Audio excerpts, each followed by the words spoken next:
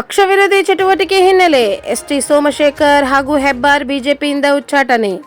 ಪಕ್ಷ ವಿರೋಧಿ ಚಟುವಟಿಕೆ ಹಿನ್ನೆಲೆ ಬಿಜೆಪಿ ಶಾಸಕರಾದ ಎಸ್ಟಿ ಸೋಮಶೇಖರ್ ಮತ್ತು ಶಿವರಾಮ್ ಹೆಬ್ಬಾರ್ ಅವರ ವಿರುದ್ಧ ಬಿಜೆಪಿ ಶಿಸ್ತು ಸಮಿತಿ ಮಂಗಳವಾರ ಉಚ್ಚಾಟನೆ ಮಾಡಲಾಗಿದೆ. ಈ ಕುರಿತು ಭಾರತೀಯ ಜನತಾ ಪಕ್ಷ ಶಿಸ್ತು ಸಮಿತಿ ಕ್ರಮ ಕೈಗೊಂಡಿದ್ದರ ಬಗ್ಗೆ ಆದೇಶ ಹೊರಡಿಸಿದೆ.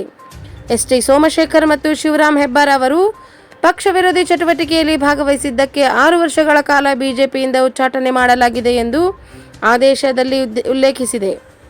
ಕಳೆದ 2 ತಿಂಗಳ ಹಿಂದೆ ಅಷ್ಟೇ ಶಾಸಕ ಬಸನಗೌಡ ಪಾಟೀಲ್ ಯತ್ನಾಳ್ ಪಕ್ಷಕ್ಕೆ ಮುಜುಗರ ನೀಡುವ ರೀತಿಯಲ್ಲಿ ಮಾತನಾಡಿದ್ದಾರೆ ಎಂದು ಅವರು 6 ವರ್ಷಗಳ ಕಾಲ ಬಿಜೆಪಿಯಿಂದ ಉಚ್ಚಾಟನೆ ಮಾಡಲಾಗಿತ್ತು.